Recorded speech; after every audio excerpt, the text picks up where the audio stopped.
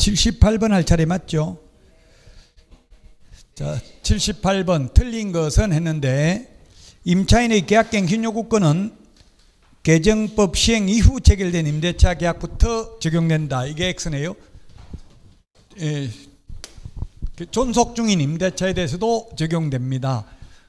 자, 그래서 예를 들면 2년 계약 체결했습니다. 2년 계약 체결했는데 주인이 2년 끝나기 한 달 전에 세입자 보고 계약기간 끝나면 한 달 후에 나가라 이렇게 이야기를 하면 세입자는 원칙적으로 한 달 계약기간 2년 끝나면 나가야 된다.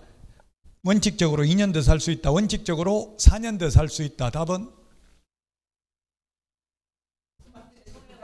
계약기간 끝나기 한 달 전에 주인이 이제 한 달 후에 2년 계약했으니까 2년 끝나면 나가라 이렇게 하면 세입자는 나가야 된다. 한 달 후에. 아니면 2년 더 살 수 있다. 원칙적으로 4년 더 살 수 있다. 답이 뭐냐고, 세 개 중에. 네, 4년 더 살 수 있죠. 근데 이게 연수교육 하면서 현업에 있는 개업공개사님 물어도 2년 더 살 수 있다는 사람이 더 많더라고요. 지금 현업에 있는 개업공개사님들도 잘 모르는 경우 있어. 그래서 연수교육을 해야 돼요. 왜냐하면 이게 2개월 전까지, 6개월 전부터 2개월 전까지 아무 말 안 하면 묵시적 갱신 자동 연장된 거잖아요. 자동 연장됐는데 2년 더 연장됐죠. 그럼 2년 또 끝나기 2개월 전에 이제 나가라 하면 한 번은 행사할 수 있다고. 계약 갱신 요건은 언제든지. 그래서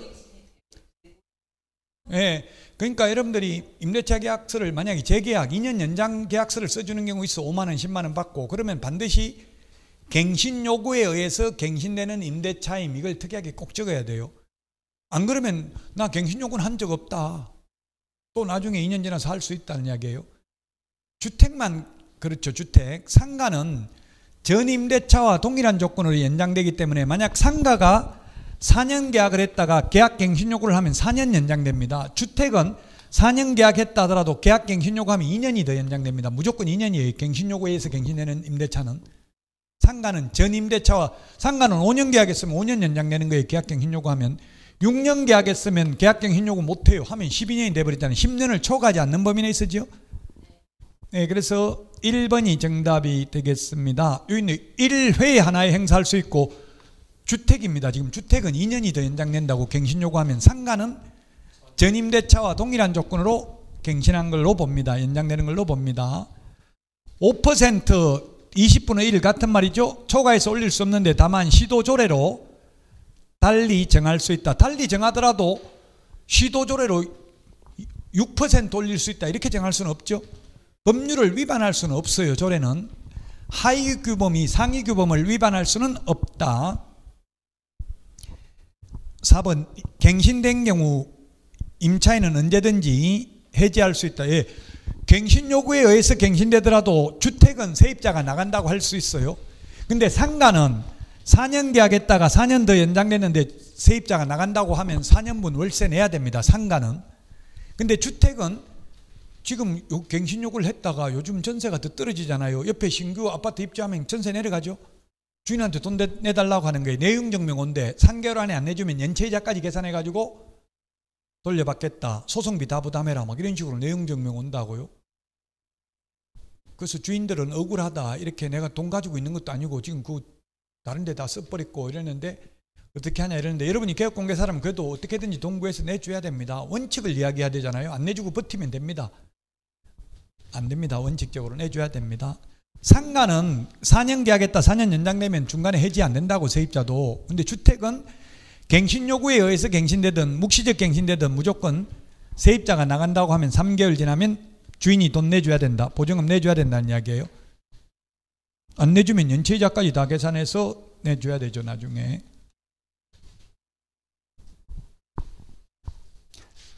민법 위반했다고 형사처벌 받는 건 아니잖아요. 이게 민사특별법이잖아요. 주택임대차보호법 위반해도 형사처벌 받는 건 없죠. 주인이 돈 안 내줬다고 뭐 감옥 가진 않아요. 사실 나중에 이자 연체이자만 물어내면 돼요. 돈 없어서 못 갚는다고 감옥 가지는 않으니까요. 돈 없다고 자살하는 사람이 간혹 있던데 죽을 필요는 없어요. 돈 없어도. 착하고 양심 있는 사람들은 죽잖아요. 돈 못 갚으면. 빌라왕, 이 사람도 사실은 착한 사람이에요. 빌라왕도 전체를 받아가지고 바지 사장인데 20억 벌었는데 종부세 80억 나오니까 60억 토해내야 되잖아요. 자살해버리는 거예요. 돈 갚을 돈 없으니까. 멘탈이 강하면 뭐 배째라 하고 그냥 버티면, 세금 돈 없으면 안 받으면 못 받잖아요. 국세 제척기간 5년입니다. 5년. 국세 5년만 안 내고 버티면 끝이에요. 그러니까 막 국세청에서 이런 데 세무서에서 나와서 집 조사하고 하잖아요. 진짜 없으면 끝이에요. 제척기간이 5년이라고요. 보통은. 네? 병신이 왜 죽냐고요? 법을 몰라서, 법이 몰라서 그렇지. 법을, 그러니까 그래서 법을 알아야 된다고요. 법은 나한테 유리하게 해석할 수 있어야 되고요. 유리한 증거는 남기고 불리한 증거는 없애야 돼. 그 젊은 30대 젊은 분이 앞날이 캄캄했겠죠. 어떻게 이거 영원히 못 갚는다. 그럴 바에 죽어버리자.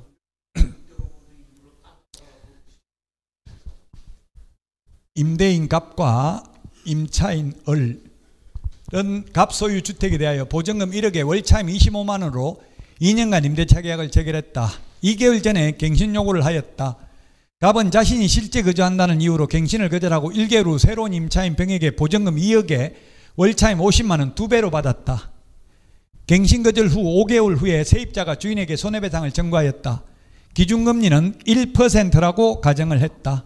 손해배상 실제 손해입은액은 800만 원이다. 갱신 거절 당시 손해배상 예정에 관한 합의가 없었다. 왜? 합의가 있었으면 합의된 금액 줘야 되죠. 내가 만약에 다른 데 세 안 놓는다 해놓고 세 놓으면 얼마 손해배상 해주겠다 서로 약속했으면 그 금액 줘야 돼요.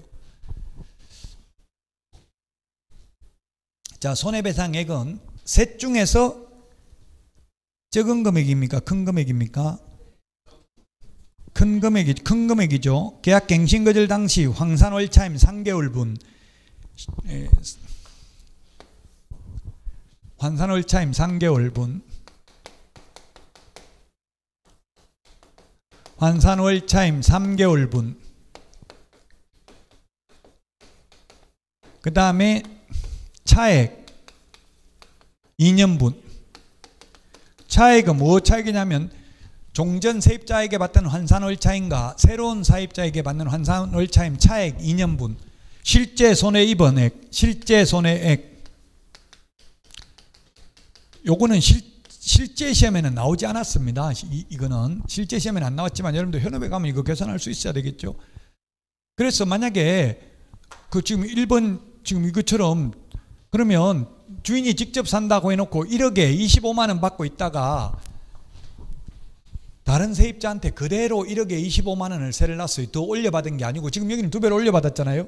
한 푼도 못 올려받고 그대로 세 놨으면 손해배상 해요, 안 해요? 그래도 해야 된다고요. 3개월 환산월차임. 이 셋 중에 큰 금액이니까. 환산월차임이 얼마예요? 전세를 월세로 환산해야 된다고. 전세를 월세로 환산해야 된다고. 1억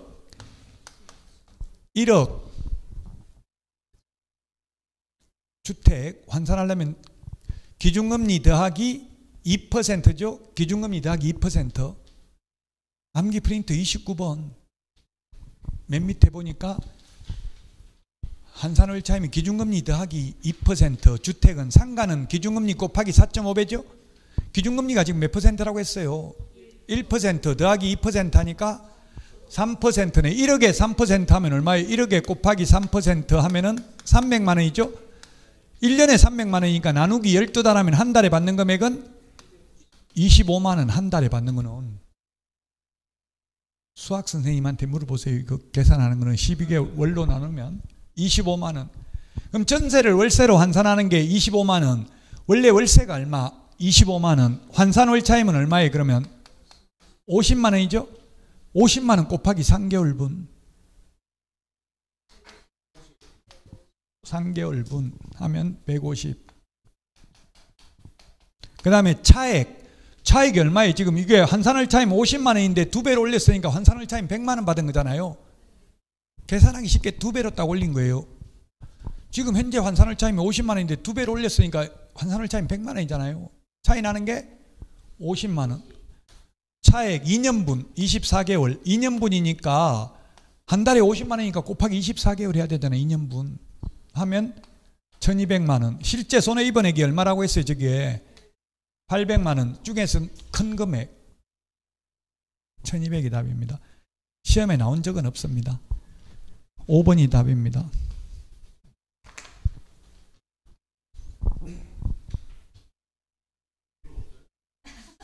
나올 일은 있을 수 있죠. 없다고 단정할 수는 없어요. 근데 아직까지 나온 적은 없다고요.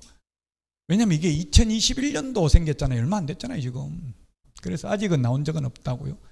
어렵게 내면 이렇게 포상금 같은 거는 계산하는 게 3번 나왔거든요 시험. 이거는 왜냐면 현업에 있으면 자꾸 물어봐요. 손님들이 손해배상 얼마 해줘야 되냐. 그렇게 크지는 않아요. 이게 큰 금액은 아니에요.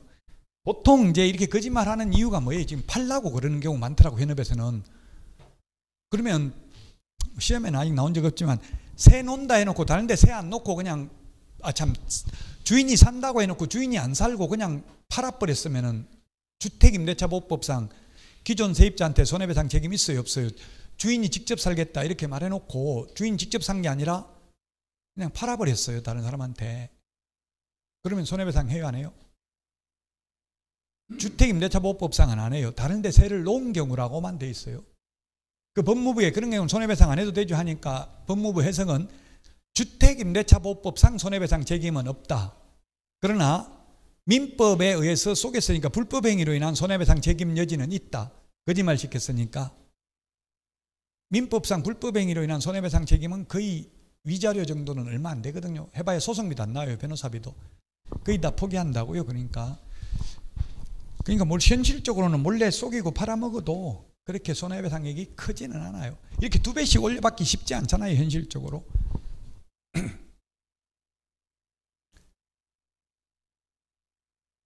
자, 그 다음에 80번입니다. 주택임대차보호법 틀린 것입니다. 1번이 답입니다. 1번이 정답입니다.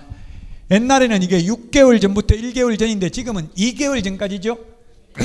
그게 뭐냐면 계약기간 끝나기 6개월 전부터 2개월 전까지면 이 4개월 동안 갱신 4개월까지 갱신 요구를 해야 됩니다. 이것도 전화 많이 와요. 세입자들이 지금 주인이 계약기간 다 끝나가는데 아무 말 없는데 이거 말해가지고 다시 계약서 써야 되는 거 아닙니까? 세입자가 오히려 불안해서 연락 오길래 제가 주인 말 안 하면 가만히 쓰세요. 세입자는 굳이 말할 필요 없습니다. 주인이 나가라고 하면 그때 갱신 요구하면 되죠.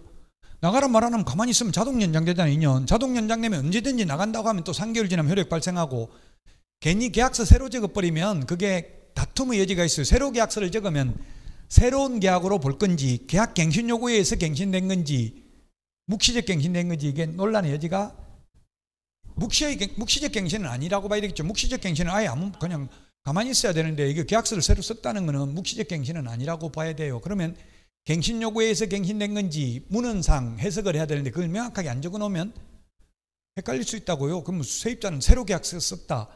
법무부에서는 그렇게 해석해요. 새로 계약서를 쓰고 2년 후에 계약갱신 요건을 한번 행사하는 것도 가능하다.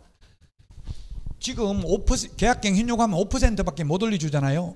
지금 10% 올려주고 그냥 계약서 새로 쓰고 2년 후에 계약갱신 요구를 행사해도 된다라고 해석하고 있어요. 그러니까 가급적이면 세입자 입장에서는 계약서 다시 안 쓰는 게 좋아요. 주인 입장에서는 사실 다시 쓰는 게 더 좋을 수도 있어요. 다시 쓰면서 계약갱신 요건을 행사하여 갱신된 계약임 이런 걸 반드시 적어놔야 돼요. 안 그러면 또 2년 지나서 딴소리 한다고 갱신 요구하겠다 이렇게 할 수도 있다는 이야기예요. 상가는 6개월 전부터 1개월 전까지고 주택은 6개월 전부터 2개월 전까지입니다. 옛날에는 주택이든 상가든 다 1개월 전이었는데 바뀌었다고요. 바뀐 이유가 세입자들이 한 달 만에 집 구하기는 좀 힘들다. 한 2달 정도는 여유가 있어야 된다고 이렇게 바꾼 겁니다.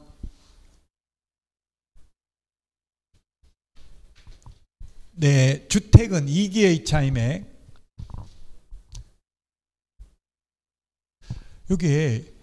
이게 변호사 시험에 나왔는데요. 차임을 연체한 사실이 있는 경우 이걸 지금 현재 갱신 요구를 거절할 당시 2개의 차임액을 연체하고 있어야 되는지 1년 전에 연체한 적이 있는 것 가지고도 거절할 수 있는지에 대해서 적으시오 해가지고 변호사 시험에 나왔어요. 뭡니까? 이거 과거에 연체한 적이 한 번이라도 있는 경우 2달 월세에게 이르도록, 아니면 계약갱신 요구를 거절할 당시에 연체되고 있어야 되는지 뭐냐고요? 예, 과거에 한 번이라도 이게 뭐라고 사실이 있는 경우라고 돼 있잖아요. 지금 현재가 아니라, 지금 현재라도 되지만 과거에 전과 기록이 있으면 벌써 두 사람 간의 신뢰관계가 깨졌고 또 연체할, 한번 전과자는 또 전과를 범할 가능성이 있죠. 그래서 한번 이런 전과가 있으면 앞으로도 또 연체할 가능성이 있기 때문에, 신뢰관계가 깨졌기 때문에 거절해도 된다. 다만 해지할 때는 해지하는 시점에 이기의 차임액이 연체되고 있어야 돼. 민법이나 주택임대차에서는, 민법도 이기죠. 민법임대차에서도 상가는 3개의 차임액이잖아요. 암기 프린터 30번에 맨 밑에 보면 2기, 3기가 있죠. 30번에 2기, 3기가 있습니다. 해지하는 거는 현재 해지할 당시에 3개의 차임액이 2기 또는 3기가 연체되고 있어야 된다고요.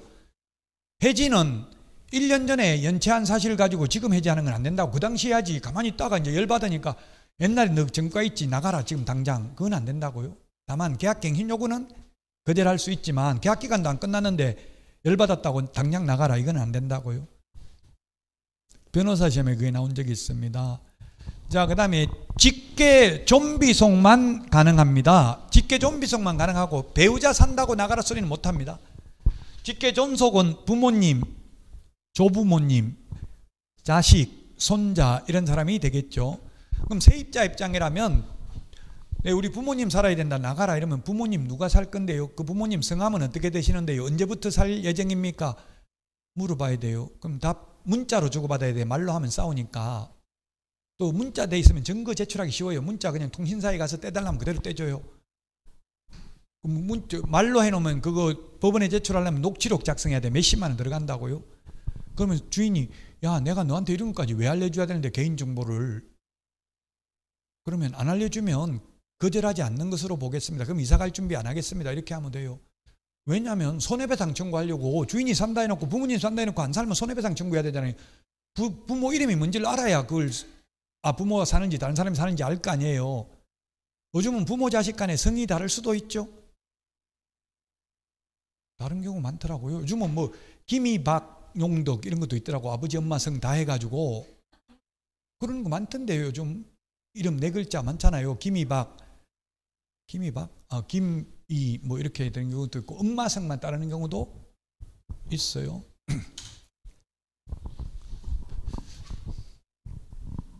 그러니까 누가 살 건지까지 물어봐야 돼. 세입자 입장이라면. 주인도, 그럼 세입자가 아니 이렇게 손해배상 청구하려고요, 산다고 해놓고 안 살면, 이렇게 하면 되잖아요. 왜 알아야 되냐 물어보면. 자, 그 다음에 계약갱신 요건은 1회에 하나에 행사할 수 있고요. 그 다음에 5번 주인이 직접 산다고 나가라고 해놓고 안 살고 다른데 세를 놓은 경우 손해배상해야 된다. 손해배상액은 3개 중에서 큰 금액을 손해배상해야 된다. 3개월간 환산월 차임, 기존 세입자한테 받던 환산월 차임과 새로운 세입자한테 받는 환산월 차임 차액 2년분, 실제 손해 입은 액 중에서 큰 금액을 손해배상해야 된다. 다음은 81번입니다. 부동산 거래 신고 등에 관한 법률 포상금입니다. 공무원이 직무와 관련하여 발견한 사실을 신고하거나 고발한 경우에는 포상금을 지급하지 아니할 수 있다. 2번 위반 행위를 한 자가 신고한 경우. 맞죠? 이거는 요약집 138, 139 맞는지 보세요. 요약집 아까 페이지 한번 보라고요. 138, 139 페이지가 기억이 정확하게 안 나서. 138, 139 그 표 박스 40이에요. 140? 그 140이 있죠. 1, 2, 3번 맞습니다. 익명, 가명으로 신고해도 포상금. 익명, 이름 안 적고 신고하는 거, 가명, 아바타, 닉네임, 예명 이런 거 포상금 지급하지 않습니다. 저 스타벅스 이런 데 닉네임이 뭐냐면 막사라예요. 막사라. 제 닉네임이. 인생 막 살아라는 뜻이 막 그냥 하면 막 산다, 막 살아. 희망도 꿈도 없이 이제 죽을 날만 바라보고 산다 이런 뜻이에요. 막사라. 맞습니다. 1, 2, 3번. 4번이 정답이네요. 4번. 신고관청 또는 허가관청은 포상금 지급 결정된 날로부터 공인중개사법은 접수된 날로부터 2개월, 공인중개사법은 결정일로부터 1개월. 그 요약지 140페이지 140페이지 141일 두 개 있었죠. 자, 그 다음에 이거는 4번은 암기 프린터 38번에 3번에 있습니다. 이거는 38번에 동그라미 3번에 있습니다. 38번에 동그라미 3번. 5번 신고관청 또는 허가관청은 자체조사 등에 따라 포상금 지급 대상에 해당하는 위반 행위를 알게 된 때는 지체 없이 그 내용을 부동산 정보체계에 기록해야 됩니다. 네, 답 4번입니다. 특히 이렇게 공인중개사법하고 다른 것, 또 다른 게 뭐 있어요? 공인중개사법에서는 국고에서 50% 보조할 수 있는데 부동산거래 신고법은 전액 시군구 재원으로 충당하죠. 공인중개사법은 무조건 50만 원인데 부동산거래 신고 등에 관한 법률은 거짓, 해임 4개, 가태료 부과하는 것은 가태료 금액의 20%고 한도액은 1,000만 원입니다. 나머지는 50만 원 가태료고요. 50만 원 이하가 아니라 가태료가 아니라 포상금은 50만 원 이하가 아니라 그냥 50만 원이에요. 가태료는 이하인데 포상금은 50만 원 이하라고 하면 얼마 줄지 불확실하면 뭐 신고 못 하잖아요. 딱 50만 원 준다 명확하게 적어놔야 되죠. 2명 이상이 공동 신고하면 균분, 여러 건이 접수되면 최초로 접수한 자. 공인중개사법에는 2건 이상이 접수된 경우 이렇게 적어놨고 부동산거래 신고 등에 관한 법률은 2인 이상이 각각 신고한 경우 이렇게 적어놨어요. 2인 이상이 각각 신고하는 경우가 여러 건이 접수됐다 같은 말이에요. 법마다 표현을 달리하고 있다. 자, 82번 요거는 민법에도 출제되고요. 공인중개사법에도 출제됐습니다. 취지가 똑같이는 시험에 안 나왔지만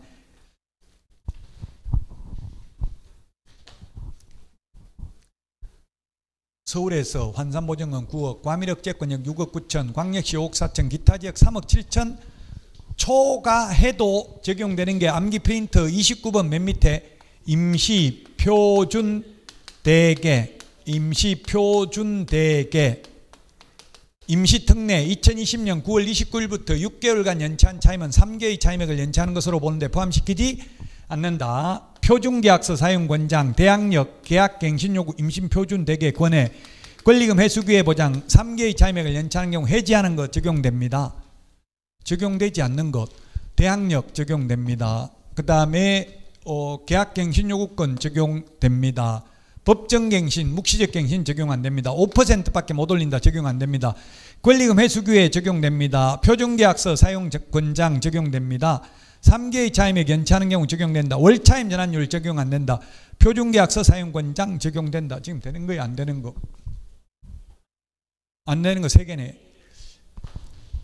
그러면 법정갱신, 묵시적갱신이 예를 들면 가정어린이집, 아파트 1층에 보면 가정어린이집은 주택이 아니니까 주택으로 실제 사용 안 하니까 주택임대차보호법 적용 안 됩니다. 또 가정어린이집은 사업자 등록의 대상이 아니니까 상가임대차도 적용 안 됩니다. 그럼 뭐가 적용되냐? 민법임대차가 적용됩니다. 민법임대차.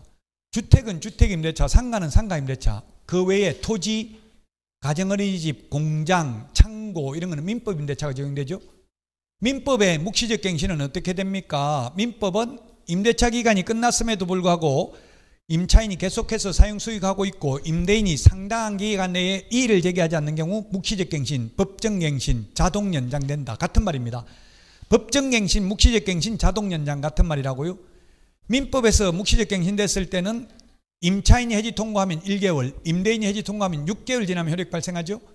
근데 주택 상가 임대차에서는 세입자는 해지 통고할 수 있지만 주인은 나가라고 못하죠. 세입자가 해지 통고하면 3개월이 지나면 효력이 발생합니다. 민법은 1개월이 지나면 효력이 발생하는데 근데 이걸 논문으로 쓰거나 사법고시 같은 데는 출제됐어요. 왜냐하면 오히려 그 민사특별법이 임차인을 특별히 보호하기 위해서 제정된 주택임대차 보호법이 외려 민법보다 세입자에게 더 불리하다고요. 3개월 지나면 효력이 발생하니까. 민법은 한 달만 지나면 주인이 돈 내줘야 되는데 주택은 3개월 지나야 돈 내주잖아요.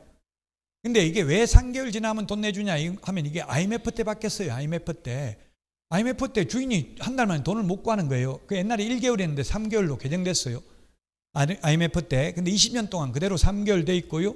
그래서 고려대학교 김형배 교수 같은 경우는 신랄하게 비판을 하고 있습니다. 특별법이 일반법보다 더 불리하게 하려면 특별법 만들 필요 뭐 있냐, 이렇게 주장은 하고 있습니다. 그러나 어쨌든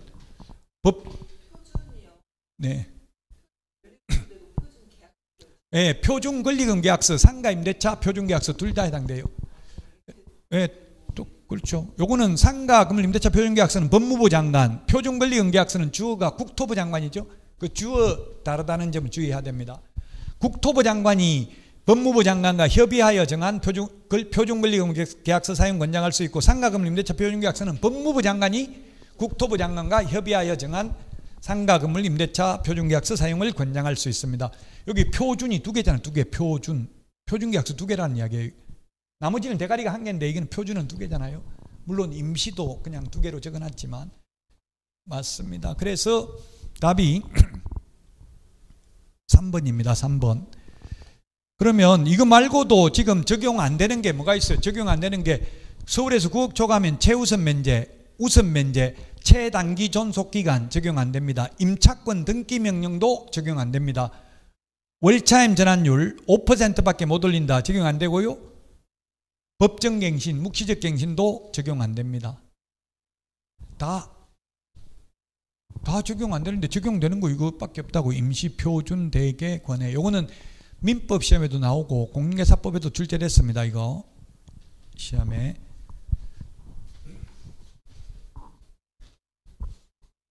물론 실제 시험에는 이렇게 몇 개인가 이렇게 나오기보다는 한 4개 정도 적어놓고 기억, 니은 밑에 보기 줍니다. 좀 더 쉬워요. 연습은 어렵게 해야 실제 시험 가면 쉽다는 느낌이 든다고요.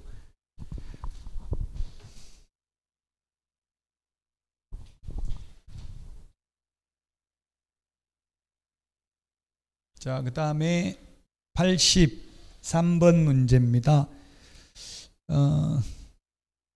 틀린 것입니다. 틀린 것. 무등록 중개업자 3년에, 이게 기출문제입니다. 무등록 중개업자 3년 이하의 진역이나 3천만 원 이하 벌금이죠. 이하니까 법정형은 3년에 3천만 원. 법정형이라는 게 뭐예요? 법률에 규정된 최대형은 3년 이하의 진역이나 3천만 원 이하의 벌금이지만, 선고형은 판사가 그 이하 범위 내에서 1,000만 원 부과하든 500만 원 부과할 수도 있다는 이야기예요. 500만 원 선고할 수도 있어요. 시험에 기출문제 이렇게 나왔다고요. 그래 제가 엄청나게 요거도 먹었어요. 너 무등록 중개업자 몇 년 하에 3년 3천 암기하라고 했지 1,000만 원 받는다 소리 언제 했냐. 저보고 따이더라고. 이하라고 했잖아요. 이하면 1,000만 원 할 수도 있고 1,500만 원 선고할 수도 있겠죠. 선고형은 연수교육 안 받으면 500만 원 이하가 되려니까 100만 원 받을 수도 있어요. 70만 원 받을 수도 있어요.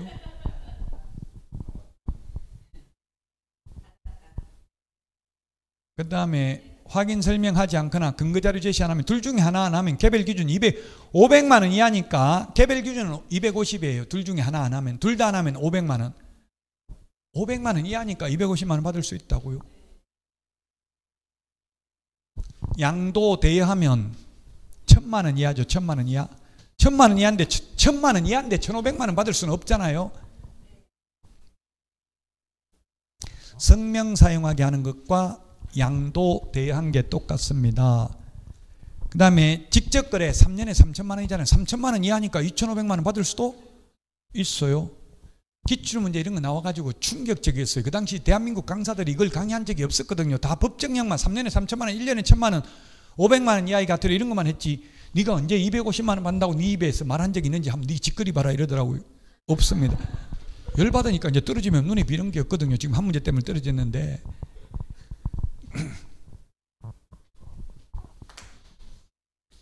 진짜 강사 생활을 제가 한 25년 하면서 옛날에 데모할 때, 여의도에서 데모할 때 모였는데, 그 지금 어디 그 사진이 보면 있는데, 그 당시 인증샷 안 올리면 너 강사 생명을 끊어놓겠다. 무서워가지고 다 나가서 데모 다 했어요. 어렵게 내가지고 15회 때 추가 시험 볼 때 가서 데모로 제 카카오 스토리인가 어딘가 보면 카페야. 제 카페에 어디 그런 거 사진 찍어 올려놨어. 인증샷. 안 그러면 강의 못하게 하겠다니까. 머리띠 막 이거 해가지고 단결 재시험 뭐 무효 막 이런 거 해가지고 엄청나게 데모 많이 했어요. 예. 예. 그 업무정지는 확인설명서 교부하지 않거나 서명 날인하지 않는 경우, 보존하지 않는 경우는 업무정지고, 확인 설명하지 않거나 근거자료 제시하지 않는 경우는 500만 원 이하로 바뀐 게, 왜냐하면 이거는 사실 확인 설명이라는 거는 귀에 걸면 귀걸이, 코에 걸면 코걸이, 예를 들면 일조량, 소음, 진동 이런 것까지 다 하기가 쉽지 않잖아요. 그래서 민원 넣어버리면 무조건 논란의 대상이 돼요. 그러면 업무정지 6개월 문 닫는 건 엄청나게 타격이 크다고. 차라리 돈으로 때우면 한 건 해가지고 돈 내는 게 더 낫다는 이야기예요. 그래서 협회에서 이거 가태료로 바꿔달라 해서 바꾼 거예요. 근데 교부하지 않거나 보존하지 않거나 서명 날인하지 않는 거, 이거는 명백하게 위반한 게 있잖아요. 이건 설명이라는 거는 애매하거든요. 이게 너무나 포괄적이라고 설명해야 되는 거는 못 들었다 이러면 다툼의 여지가 있다는 이야기예요. 완벽하게 설명하기는 현실적으로 어렵죠. 그래서 설명하지 않는 거는 설명하지 않거나 근거자료 제시 안 하면 500만 원 이하의 가태료. 소공은 자격정지죠. 근거자료 제시 안 하면. 근데 확인설명서, 교부, 보존, 서명 날인은 소공의 경우에는 당해물을 수행하고 서명 날인 안 하는 경우만 자격정지고, 나머지 소공은 보존, 교부할 의무는 없고, 개업공개사는 교부, 보존, 서명 날인 안 하면 업무정지입니다.